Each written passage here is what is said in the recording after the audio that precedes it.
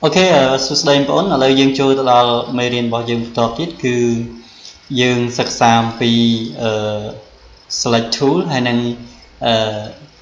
slide selection tool và slide select tool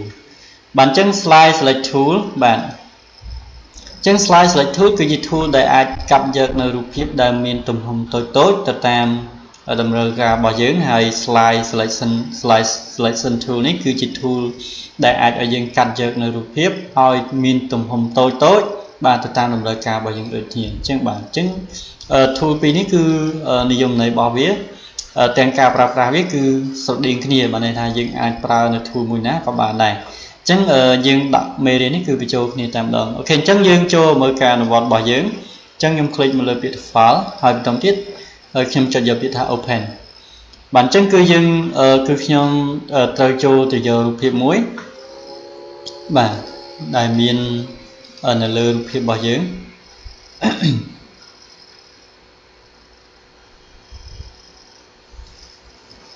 អូខេ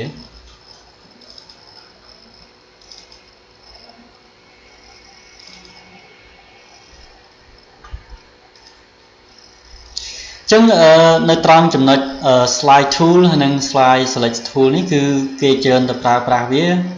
ទៅតាមតម្រូវការនៅពេលដែលអ្នក design នីមួយៗគាត់ចង់កាត់យកនៅបំណែករូបភាព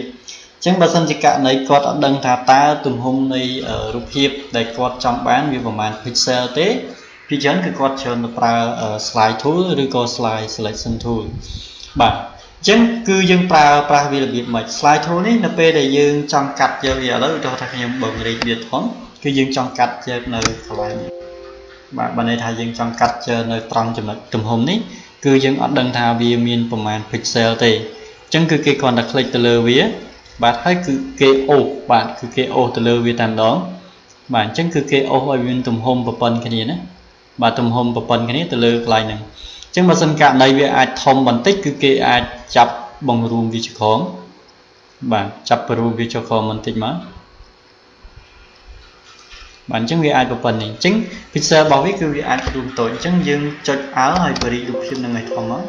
ចុច Space ដើម្បីចាប់ទាញនេះអញ្ចឹងយើងឃើញថានៅកន្លែងនេះគឺវាមានលក្ខណៈខុសគ្នាបន្តិចអញ្ចឹងយើងបរិយាវាធំដើម្បីចាប់ទាញវាដាក់ឲ្យស្មើទៅលើ pixel កុំឲ្យវាខុសគ្នាណាបាទអញ្ចឹងខ្ញុំរួមចូលវិញបាទអញ្ចឹងឧទាហរណ៍ថាឥឡូវនេះគឺគេចង់បាននេះទំហំនៅទាំងអស់នេះបាទន័យថាគេចង់បាននៅ logo នេះlogo icon នេះណាអញ្ចឹងគឺគេបង្កើត select វាមកណាបាទអញ្ចឹងគឺ select ទៅលើវាមួយបាទប៉ុណ្ណេះមួយបាទហើយ select ទៅលើប៉ុណ្ណេះមួយទៀតបាទអញ្ចឹងបើសិនករណីគេយកតែ logo icon ហ្នឹងទេអញ្ចឹងគឺគេគ្រាន់តែគូទៅលើវាអញ្ចឹងទៅបានអូខេអញ្ចឹងខ្ញុំឥឡូវនេះឧទាហរណ៍ថាខ្ញុំមិនធ្វើអញ្ចឹងទេណាបាទបើន័យថាយើងមិនធ្វើអញ្ចឹងទេគឺយើងលុបវាចោលវិញបាទនៅត្រង់ចំណុចនេះគឺយើងខ្វែងវាចោលមក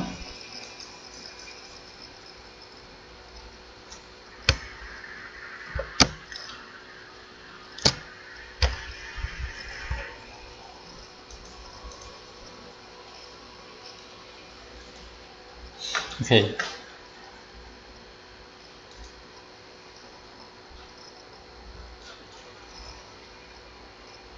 បាទអញ្ចឹងគឺយើងយកប៉ុណ្្នឹងមក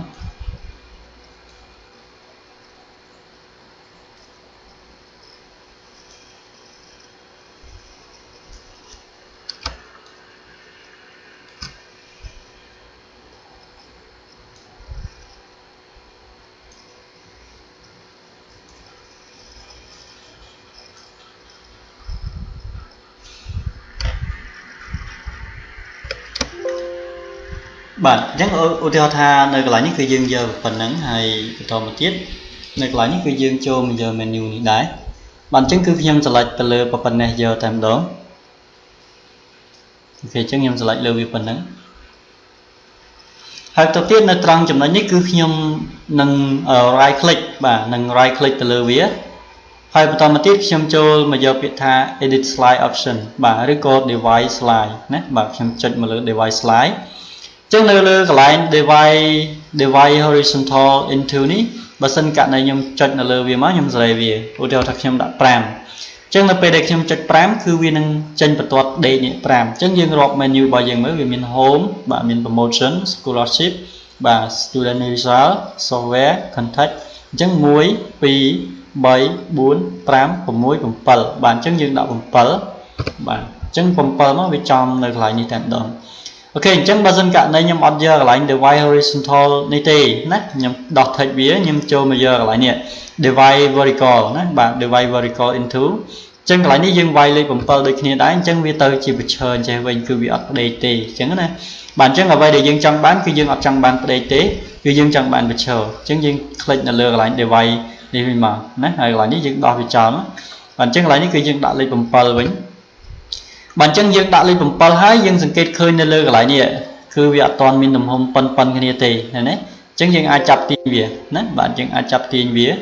បាទអញ្ចឹងយើង click OK សិនមកអញ្ចឹងនៅពេលដែលយើង click OK ហើយគឺយើងអាចចាប់ទាញវាដាក់ឲ្យវាមានទំហំប៉ុនគ្នាបានបាទអញ្ចឹងខ្ញុំយកប៉ុណ្ណេះមួយបាទនេះទាញយកដាក់ទំហំប៉ុណ្ណេះបានបាទអូខេអានេះយើងចាប់ទាញចូលក្រោមតិចអានេះវាមានទំហំប៉ុណ្ណឹងស្រាប់បាទនេះក៏ប៉ុណ្ណនេះយើងចុះក្រោមតិចបាទចុះក្រោមតិចដូចគ្នាបាទជាប៉ុណ្ណឹងមកអូខេអញ្ចឹងនៅពេលដែលយើងខាត់វាប៉ុណ្ណឹងហើយ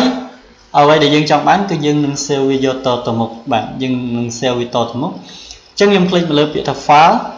ហើយបន្តទៀតខ្ញុំយកពាក្យថា save as បាទអញ្ចឹងខ្ញុំ click ចូលយកពាក្យថា save as ហើយនៅកន្លែងនេះគឺយើង click ចូលកន្លែងនេះមកយើងចូលមកយកពាក្យថា jpeg សូមអធិស្ឋានបាទគឺយើង click មកលើពាក្យថា file យើងចូលមកយកពាក្យថា save forward បាទ save forward ហើយបន្តមកទៀតនៅត្រង់ចំណុចនេះគឺយើងអាច click យកពាក្យថា save បាទយើង click យកពាក្យថា save មកហើយយើងនឹងចូលទៅរកទីតាំងយើងទុកណាបាទអញ្ចឹងយើងចង់ទុកនៅកន្លែងណាឥឡូវឧទាហរណ៍ថាខ្ញុំចង់ទុកនៅលើ desktop ណាបាទខ្ញុំចង់ទុកនៅលើ desktop អញ្ចឹងខ្ញុំចុចចូលមកលើ desktop ហើយខ្ញុំចុចចូលបង្កើត folder មួយបាទអញ្ចឹងខ្ញុំដាក់នៅក្នុង new folder ហើយខ្ញុំចុចយកពាក្យថា open បាទហើយខ្ញុំ click យកពាក្យថា save បាទអញ្ចឹងវានឹង save បាទអញ្ចឹងឥឡូវយើង save ហើយយើងចង់ដឹងថាយើងទៅមើលរូបភាពរបស់យើងមើលវាមានប៉ុនទំហំដែលយើងចង់បានមែនក៏អត់អញ្ចឹងខ្ញុំចុចនៅលើកន្លែងនេះសិនបាទ